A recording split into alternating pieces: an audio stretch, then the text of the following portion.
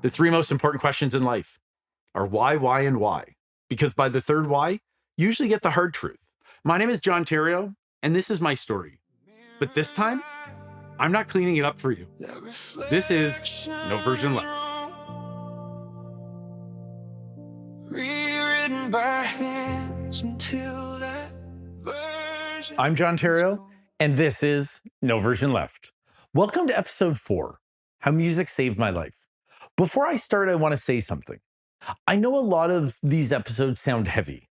I know they can feel intense, and I know that when you hear words like grief, addiction, trauma, illness, loss, identity, survival, and so many other things, it can feel like we're stepping into something negative. But I don't see it that way. Not anymore. Because I think something becomes negative when we decide there's nothing left to learn from it. When we decide it only exists to shame us or break us or define us. And part of why this podcast exists is because I don't believe the hardest parts of us should automatically be treated like the worst parts of us. Sometimes the thing that almost destroyed you is also the thing that forced you to understand yourself.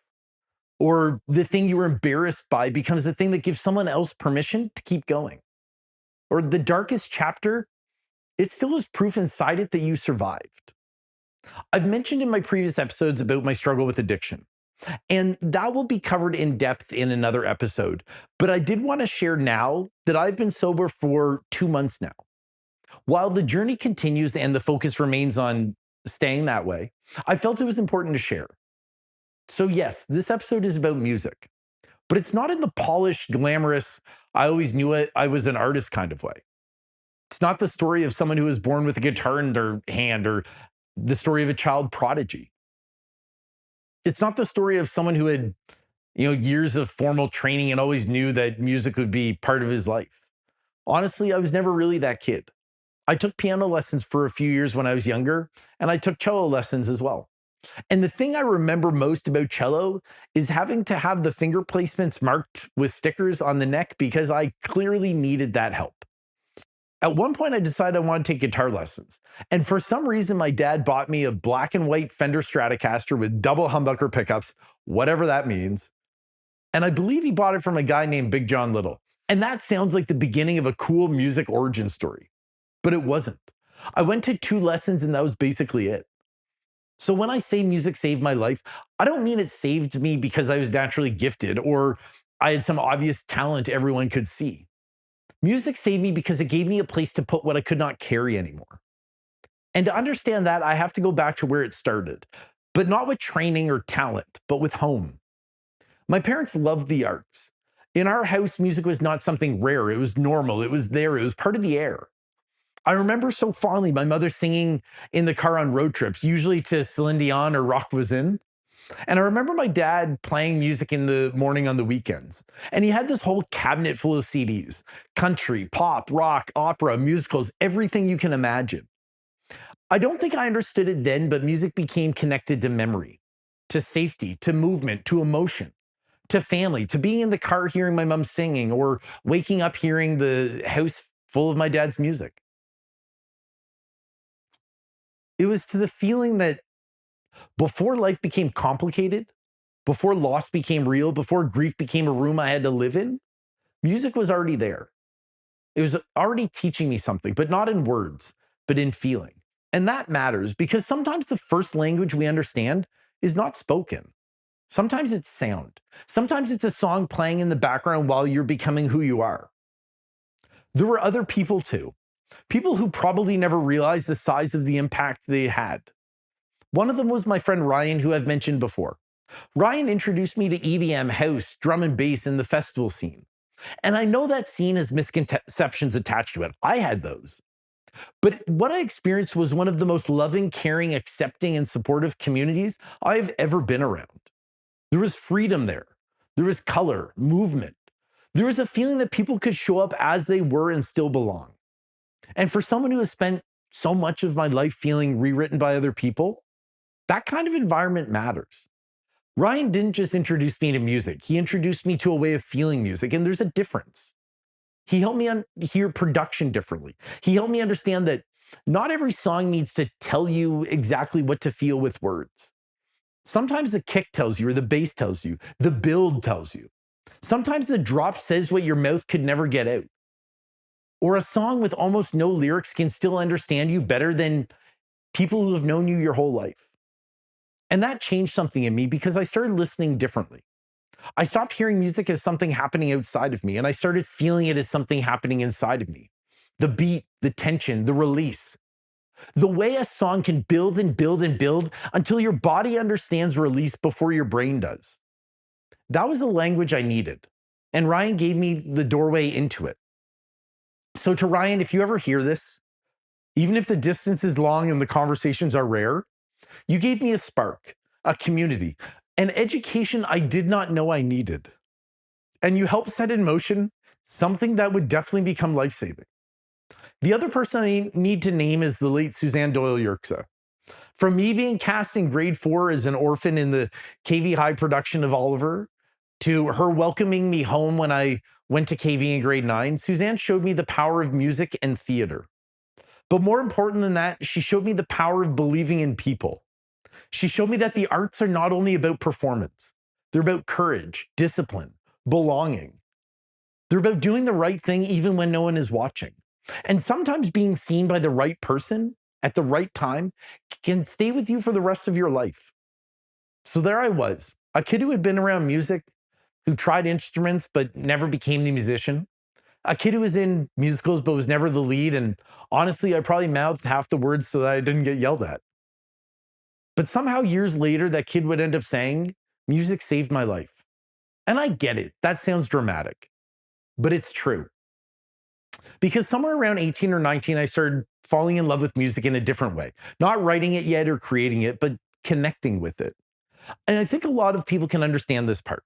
You're not looking for a song, music's just playing, and suddenly one song hits you differently. The meaning you find in it may not even be the meaning the artist intended. Maybe the song was written about one thing, but it meets you somewhere else, in a breakup, in grief or anger, in celebration, loneliness, or whatever it may be. And suddenly that song becomes yours, not because you wrote it, but because it found the part of you that needed language. I had songs I played after a heartbreak that felt like ripping the bandage off over and over again so that I could get over the pain. I had songs that made me feel powerful when I felt anything but, or a song that let me cry when I had spent too much time pretending I was fine. I had songs that brought me back to life for 3 minutes and 30 seconds at a time. But this episode is not just about connecting with songs. That's the backstory. The real shift came when I stopped only listening to music and I started trying to create it. And that began in a very ordinary way. I always had music playing at home in the background while I was doing things, while I was thinking or trying not to think. And I started getting annoyed when a song would end and the next one would awkwardly start. The energy would drop, the vibe would break. That little space between songs, it really bothered me. So I thought, naturally, there has to be a way to fix this. And this was around early 2024 when I was in LA. I figured there must be an app for it on the iPad where I could kind of DJ. So I found one. 2 songs at a time, a fader, a way to move from one track to another. And I thought that was pretty cool. And then, because I guess I can't leave a thought alone, I thought, if this is what it feels like on an iPad, what does it feel like on actual DJ decks? Seems normal, right? So I started researching. I want something beginner friendly, but not too beginner. And there was a deck that had just come out and it was sold out almost everywhere in the United States. But I found this small electronics store up in the hills in LA that had one. So I messaged the guy, I sent him some money so he would hold it. And the next day I went and I got it. Then I learned a very important lesson. A deck does not have speakers, which seems obvious now. But in that moment, I had the thing that looked like it made music. And I quickly realized I did not have everything I needed to hear it properly. It was like having a cello with no bow or piano keys without the rest of the piano. So I ordered speakers, and then I realized I needed wires and other pieces. I then realized my computer wasn't good enough to run everything properly. So there I went getting a new computer. What started as I wanted songs to transition better became a full setup: decks, speakers, computers, cables, software, a whole world, and I loved it. And there was a period in LA where every Thursday I would go to an event at a local gay bar and meet friends there and other folks. And we would end up back at my place downtown LA on the 22nd floor with floor to ceiling windows. And I would DJ for the rest of the night. Those nights were nights I'll never forget. They weren't perfect or polished, but they were alive. People dancing, music moving through the room, the city outside the windows. That feeling of being connected to people without having to explain yourself. I will always cherish that. Because I think in those moments, it reminded me that joy was still possible. And sometimes joy is not small. Sometimes it's evidence, evidence that there's still a version of you who can feel something other than pain. So from DJing, my next thought was, what would it be like to actually make a song? Not just play one or mix one, but actually make one. Get vocals, build the kick, add the bass, add the hi-hats, move pieces around until something that didn't exist before now existed. And I was not a singer, so I found someone online who had written and recorded vocals that could be purchased. So I bought them. I rearranged things. I experimented. I made mistakes. But out came Dance Tonight, the first song I ever released. Was it technically perfect? No. Was I suddenly a trained composer? Also no. Did I fully understand what I was doing? Hell no. But that didn't matter to me because something had opened. And once it opened, I couldn't unfeel it. And I started experimenting with lyrics. And again, I had no formal training. I wasn't a poet. I didn't study composition. I didn't understand keys and chords the way trained musicians do. At that point, I was still learning what things like 4/4 time really meant. But for some reason, I kept going. I kept teaching myself. I wrote about whatever came to me: life, flying with Delta, a song called Dancing on Drones, pieces of ideas that may or may not ever come out. But I was creating. And that changed everything because there's something almost impossible to describe about hearing your own words sung back to you, your own feelings or thoughts, the pain or the hope. Things that were trapped inside your body suddenly exist outside of you. They have melody and a rhythm, they have air. And somehow when you hear them, they become less heavy. Not gone, but less alone. And that's when music became more than a comfort, it became a release. Then my mother got sick and everything changed. When she received her diagnosis, I was far away in LA. And when you're far away, when someone is facing something like that, helplessness becomes its own kind of torture. You want to fix it or carry it, trade places, do something, anything. From where I was, one of the only things I could think to do was to write her a song. That song became Resilient Rising. And again, it was not the most technically perfect song. It was not the most polished song, but it meant something. And I got to work on it a little bit with my mother during my trip home in December before I fully moved back. That's something I'll never forget. And she was actually the one who came up with the title, Resilient Rising. I think about that now because there's something painfully beautiful about your mother helping name a song you're writing for her while all of you are trying to survive something none of you asked for. During that same period in LA, I was also struggling in ways I'm not ready to fully unpack in this episode. Those stories deserve their own space, but I will say this. There were times when where it didn't look like I was going to make it here. There were times when the darkness wasn't poetic. It wasn't cinematic. It was not something you could put a filter on. It was real. It was dangerous and I was not okay. But music was there. Writing was there. Listening was there. Feeling was there. Sometimes a song pulled the sadness out or it gave me enough energy through a beat to get through the next hour. Sometimes the emotion in a track said what I couldn't admit out loud. Or creating something gave me a reason to stay in the room.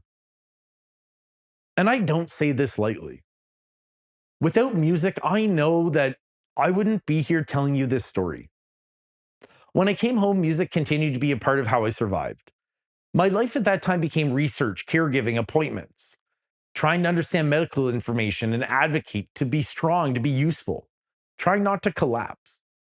And in the rare moments when my brain needed to focus on something other than cancer and uncertainty and the reality of what my mom was facing, I'd turn to music. There's one moment that stands out. I was at my mom's place working on a song, and there were people there. And one person in particular had known me for a long time. They knew my history. They knew my lack of traditional music ability, and they had been connected to, let's say, my music education, though not directly as a teacher. And I was kind of excited to show what I had been doing. In this song, there happened to be a cello, and I made a comment something along the lines of, hey, that could have been me.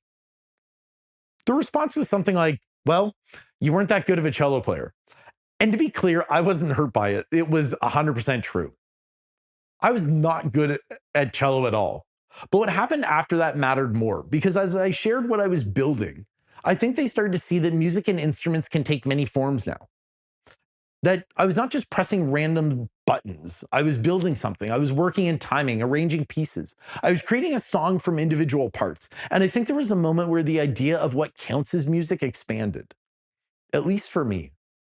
Because for so long, I thought music belonged to the trained, the talented, the chosen, the people who could read notes or sing on key, the people who had earned permission. But I was learning that sometimes creation doesn't start with permission. Sometimes it starts with necessity. Throughout my mother's journey, I created a number of songs. None of them came from sitting down and saying, I need to write a song today. They came from moments, emotions, impact, from something happening inside me that needed somewhere to go. And one of the most meaningful songs from my mother was Can't Afford to Fail. I've shared this before, but it came after a particularly hard day after getting some difficult news from her doctor. At the end of the day, I was in the shower. My mom and some other friends were upstairs. And the only thought that kept coming into my head was, I can't afford to fail. I can't afford to fail my mom. And that sentence wouldn't leave me. I wrote every lyric for that song in 44 minutes. 44 minutes. That shocked me. Not because I thought it was perfect, but because it came out of me like it had been waiting. And that song became one my mother loved. She was proud of it. She even had a little release party for it. And I will never be able to explain what that meant. To create something from fear, to hand it to the person you're terrified of losing, and to have them receive it with pride. That's not just music. That's love trying to become sound. I wrote other songs during that battle too. Dying Inside, which was about what I was feeling and carrying, a mother's bond. Other songs that were connected to my story, all real, all true. But this isn't about promoting those songs. And it's not about saying they were perfect or convincing anyone that I'm a great musician. That's not the point. The point is what music gave me. It gave me a place to be honest. And sometimes honesty is what saves you. Because when you're in survival mode, you learn to function, to answer the phone, send the email, sit in the appointment. You learn to look calm while your insides are screaming or become whatever that moment needs. But eventually, all those things you swallow need somewhere to go. And for me, they went into music. The grief, fear, pressure, anger, love, desperation, hope, whatever it may be. The parts of me that were quietly breaking. Music let them exist without requiring me to explain them perfectly. And that's why this episode's actually not really about music. It's about permission. Permission to try something you're not already good at. Permission to create badly before you create honestly. Or permission to stop waiting for someone else to tell you that you're allowed. Permission to use whatever keeps you alive, even if other people don't understand it. Because I think so many of us, we abandon things before we even begin. Not because we don't want them, but because we're afraid. Afraid to look stupid or failing or being judged. Afraid someone will remind us we're not good at it or we weren't good at it before. Afraid that maybe it's too late or we don't have the training. Maybe we're afraid that we're not the kind of person who gets to do that thing. But if I had believed that, I never would have released a song. I never would have written for my mother. I never would have had those nights in LA. I never would have found a way to turn pain into something outside of my body. And maybe I wouldn't have found my way here to this podcast, to this microphone, to this version of me. My father used to love quoting Wayne Gretzky. You miss 100% of the shots you don't take. And I know that line gets used a lot, but it's true. If you try, you might fail. That's real. You might make something bad. I have. You might be awkward or you might cringe at yourself. Also, I've done that many times. You might look back later and think, wow, that first attempt was rough. But if you never try, the answer is already no. The door's already closed. The version of you that might have grown from it never gets the chance to exist. And I think that's what scares me now, not failure. But the idea that we kill off parts of ourselves before they ever get to breathe. We decide we're too old or untrained, too damaged or late. Maybe we're too much or we're not enough. And we let fear make the decision for us. Music taught me not to do that. It taught me that healing doesn't look like therapy rooms always or perfect language. Sometimes healing looks like sitting at a computer at 2 in the morning, moving the kick drum slightly to the left. Sometimes it looks like writing one line in the shower because your heart can't carry it anymore. or playing a song on repeat because it's the only thing that understands the exact shape of your pain, or dancing in a room on the 22nd floor with people who for one night make the world feel less cruel. Sometimes it looks like hearing your own words sent back to you and realizing, I'm still here. I'm still capable of making something. I'm not only what happened to me. That's the why. The first why is simple. Music saved me because it gave me somewhere to put the pain. The second why is a bit harder. Music saved me because it gave me proof that I could still create while I was breaking. And the third why is one I'm still learning. Music saved me because it reminded me that there was still a version of me underneath everything I had lost. A version that could feel, that could move, a version that could make something honest, a version that could survive.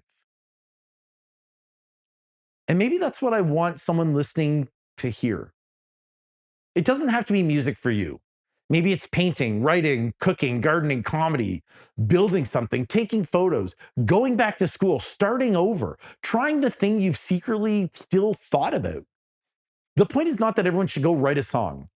The point is that you might have something inside of you that could help save you if you stopped requiring yourself to be good at it first.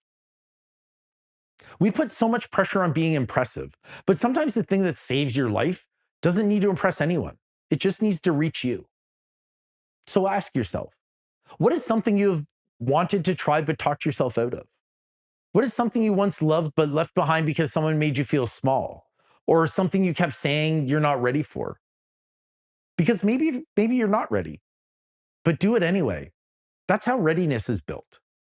Change happens when we're uncomfortable. Growth happens when we're uncomfortable. Healing often starts before we're prepared.